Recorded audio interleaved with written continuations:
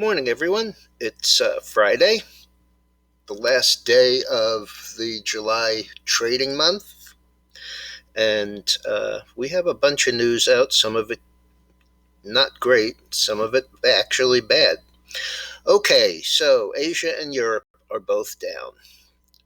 Dr. Gottlieb was on this morning talking about how the CDC now realizes and has compiled the information that COVID, the D variant that everybody's been talking about, is substantially worse than expected, is as communicable as measles, which was highly communicable, and the fact that there could be as much as 1 million infections a day.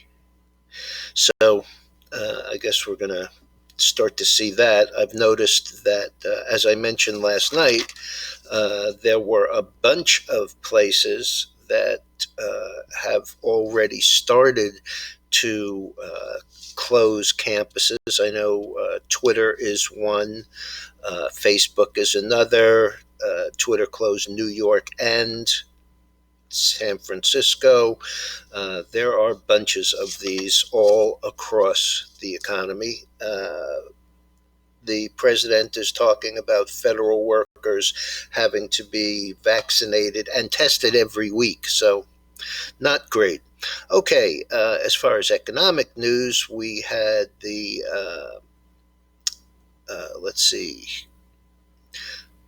personal income up 0.1% versus expected down 0.3. We had personal spending up 1% versus down 0.7%, and the PCE index up 0.5, a little worse than expected. So we are seeing some fairly substantial upticks there. Before that news came out, the Dow was down 104, NASDAQ down 166, and S&P down 30. Not a big change. Currently, Dow down 80, NASDAQ down actually a little worse, 173, and the S&P is now down about 28. So no real changes there. Okay, reporting. Exxon, CVX, and Procter & Gamble, so that's Exxon and Chevron, both beating. Exxon up a touch, 59.22, that's up 23 cents. Chevron 104, up 1.15, and Procter & Gamble 142, up 252. So, pretty decent numbers, and for a day where the market is due to open substantially lower, these are pretty good. We have Weyerhaeuser missed on revenues, beat on profits, beat on revenues, missed on profits based on cost increases. That one's not doing much either. 34.63, that's down 19 cents. You know how I hate to go into earnings. We have a position there, but there was really literally no way for us to write anything of substance for protection. Chart on the screen is the gold, and after yesterday's big move up, we're giving back a little, but really not very much. It'll be a very strong week for the gold. Let's take a look. Yeah, very strong week for the gold. As I've mentioned, we're awfully close to this high from last month, which was the highest high since back in the middle of June. 2 weeks ago, the high was 1835. We're 1837.5 here, so pretty decent. And that gives us a lot of room. If we can get through this 50-week, That would give us a lot of room to get back up into the 1855, 1860 area. On the negative side, cassava, symbol SAVA. This one had news that was seemingly very positive for their Alzheimer's treatment.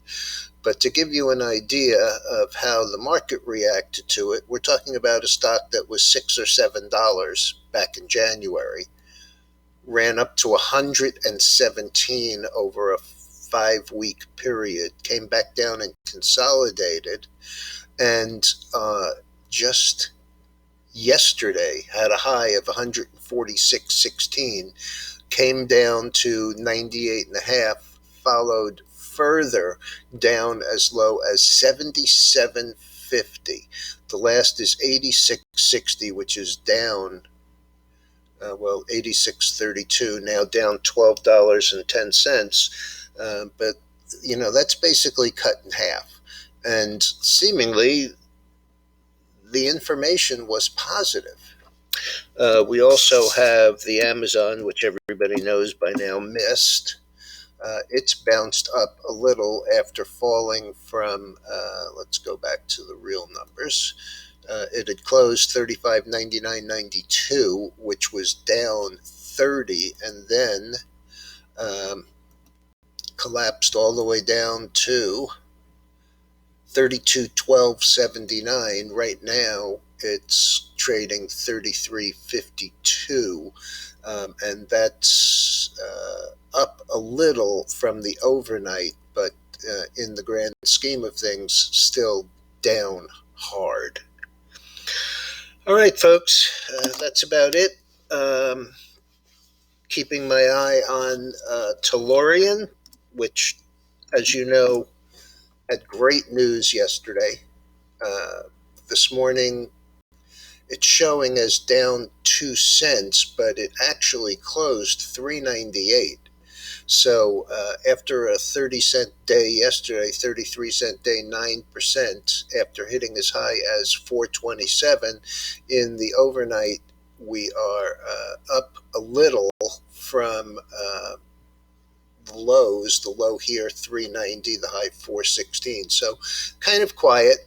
But this MACD crossover is, I think, very important.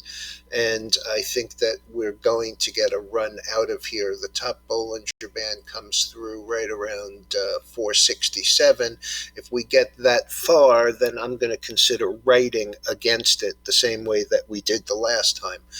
On this rally up, not even at the high, but the day before the high, when we hit 547, we actually wrote the July 8 calls against this for between 50 and 65 cents. So, when you own something and it moves from $3 to $5.50 and you can take 65 cents out of your price, that's a substantial amount of protection, and we didn't really need it.